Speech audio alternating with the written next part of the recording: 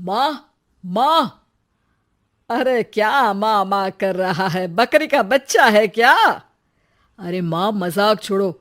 मुझे फाइनली वो मेन चौराहे वाली दुकान मिल गई है। अब देखना, आपका बेटा दुगनी स्पीड से पैसा कमाएगा। उफ़, ये क्या? मेरी ऑनलाइन मेकअप क्लास चल रही है। इतनी जोर से क्यों बोल रहे हो आप दोनों? अरे मेरी धर्म पत्नी जी, मेकअप क्लास बाद में करना। वो चौराहे वाली दुकान मिल गई है हमको। अरे वाह! रुको, मैं अपनी माँ को फोन लगाकर बता देती हूँ। अरे मैं भी अपने रिश्तेदारों को बता देती हूँ। कितनी खुशी की बात है। हाँ हाँ, मैं भी अपने दोस्तों को बता देता हूँ। 1 हफ्ते बाद रजिस्ट्री है। बस, घर में खुशी का मौका था। उन तीनों ने अपने अपने फोन उठाए और लोगों में बात फैलाना शुरू कर दिया। और रही सही कसर, श्वेता बहू ने अपने पड़ोस में सबको बताकर कर दी। अरे वर्मा आंटी, अब हम भी जल्दी कार ले लेंगे। घर का रेनोवेशन होगा और ठाट से रहेंगे हम भी। अरे, ऐसा क्या हुआ? लॉटरी बाटरी लग गई है क्या? अरे, इस बार चौराहे वाली मॉल में हमको भी दुकान मिल गई है। दुकान नंबर 21, जो एकदम चौराहे पर है। अब ग्राहक बढ़ेंगे तो आमदनी भी बढ़ेगी ही ना। अरे वाह, कितनी खुशी की बात है। मैं बहुत खुश हूँ तुम्हें इतना खुश देख के। बाकी एक बात कहूँ, सबको मत बताते फिरना। किसी की नजर लग जाएगी तो खुशी की खबर वापस लौट जाएगी। हैं? ऐसे थोड़ी ना होता है। अब डरा रही हो। अरे सही कह रही हूँ। काली नजर कहते हैं इस चीज को, जब आप किसी को कुछ बताओ और वो काम बिगड़ जाए। अरे लेकिन मैं तो। तुमने सबको बता दिया ना? हाँ, फोन लगा लगा के। अब बच के रहना। काली नजर बड़ी खतरनाक होती है। श्वेता इतनी खुश रहती है कि वो वर्मा आंटी की बात पर ध्यान ही नहीं देती, जबकि पड़ोस में और भी लोगों से खुशी की खबर शेयर करती रहती है। अगले दिन राजेश बहुत दुखी होकर घर आता है। अरे बेटा, क्या हुआ? मुंह क्यों सूजा हुआ है? मधुमक्खी ने काट लिया क्या? माँ, वो दुकान किसी और के पास चली गई। किसी ने ज्यादा भाव लगा दिया। अरे पर बात तो आपसे हुई थी ना उस दुकान वाले की। हाँ, आज मैं टोकन अमाउंट देने गया था, तब मुझे पता चला। कोई आकर सुबह मुझसे पहले ही ज्यादा अमाउंट दे गया। हम्म, काली नजर। क्या? क्या कहा?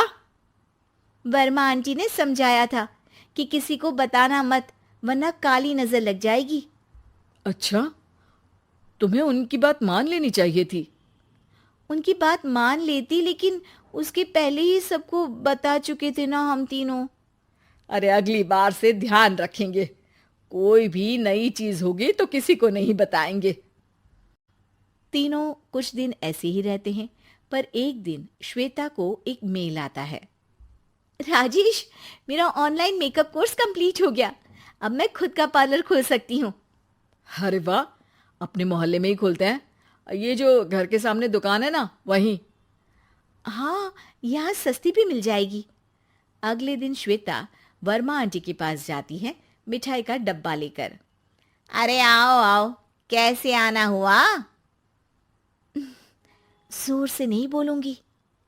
वो सामने वाली दुकान है ना, वहां मैं अपनी पार्लर की दुकान खोलने वाली हूँ। उसकी मिठाई है। अरे वाह, बहुत बधाई हो तुमको। हाँ, मैं कमाने लगूंगी तो राजेश पर पूरे घर का बोझ नहीं रहेगा ना आंटी जी। ये तो है।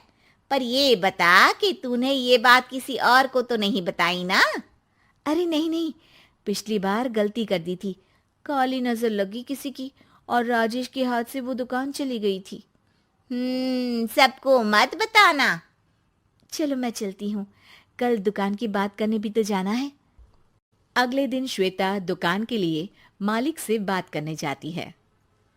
अरे लेकिन दुकान तो हम कल रात को ही किसी को दे चुके हैं। कल ही? हाँ, कल ही। 2 दिन बाद कोई यहाँ पार्लर भी खोल लेगा। अब कहीं और दुकान देख लीजिए। अरे पर हमको भी तो पार्लर ही खोलना था। हाँ भाई, एक ही दुकान है, आधी आधी तो नहीं दे सकता ना मैं। राजेश और श्वेता घर पर हताश होकर आ जाते हैं। इस बार तो किसी को बताया भी नहीं था, अब किसकी काली नजर लग सकती है। सुनो, तुमने माँ को बताया था क्या? अरे कैसी बात कर रही हो, माँ की नजर थोड़ी ना लगेगी। पक्का तुमने किसी को नहीं बताया था ना? सिर्फ वर्मा आंटी को बताया था, उन्होंने ही मुझे किसी को नहीं बताने को कहा। अरे यार, तुम भी सही हो, मेरी माँ को नहीं बताने को कह रही हो, पर वर्मा आंटी को बताना तुम्हें जरूरी लगा। अरे वर्मा आंटी ने ही तो काली नजर के बारे में बताया था ना, वो हमेशा हमारा भला ही तो चाहती हैं। मेरी माँ भी हमारा भला ही चाहती है। अरे पर चिल्ला क्यों रहे हो?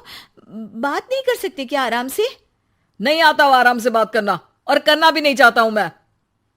दुकान जाने का दुख गुस्से में बदल गया था और राजेश और श्वेता में बात बंद हो गई थी।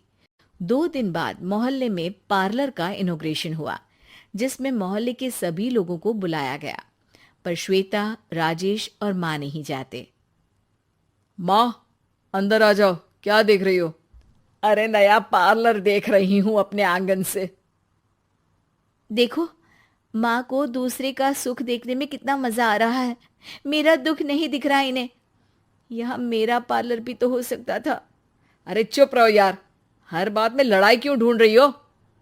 राजेश और श्वेता फिर बहस करने लगते थे। तभी माँ ने दोनों को बाहर बुलाया। अरे जरा देखो तो, दुकान चलाने वाले का बोर्ड पर नाम क्या लिखा है? श्रुति वर्मा। गाड़ी निकाले बेटा, हमें कहीं जाना है। काली नजर का इलाज कराने? राजेश अपनी बाइक निकालता है। तीनों ट्रिपलिंग कर रहे हैं। माँ राजेश को उस मॉल वाली दुकान पर लेकर जाती है जहां राजेश अपनी दुकान खोलने वाला था। यही दुकान लेना चाहता था ना तू? हाँ, पर इनको भी दुखी करने लेकर आई हो क्या यहाँ पर दुकान दिखाकर?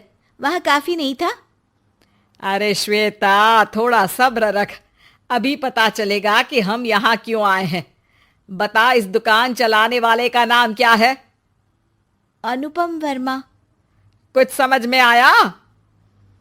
वो दुकान वाली श्रुति वर्मा, ये दुकान वाला अनुपम वर्मा, और हमारे पड़ोस में हमने उस दुकानों के बारे में बताया किसको था?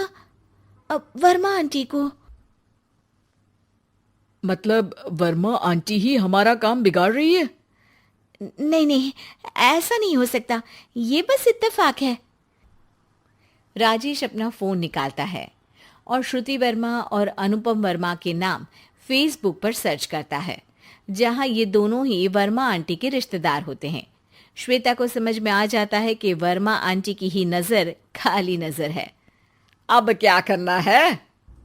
कोई भी खुशी की खबर हो तो काली नजर से बचना है, यानी वर्मा आंटी से बचना है। अरे पर मुझे ये समझ में नहीं आया कि वो हमारे साथ ऐसा क्यों करेंगी। अरे बेटा, एक सीख है, दूर के आदमी को आपकी तरक्की से कम परेशानी होगी, पड़ोसी को ज्यादा। दोनों माँ की बात में हामी भरते हैं और अगला काम चुपचाप करने की कसम खाते हैं, ताकि आगे से वर्मा आंटी कोई काम ना बिगाड़ सके।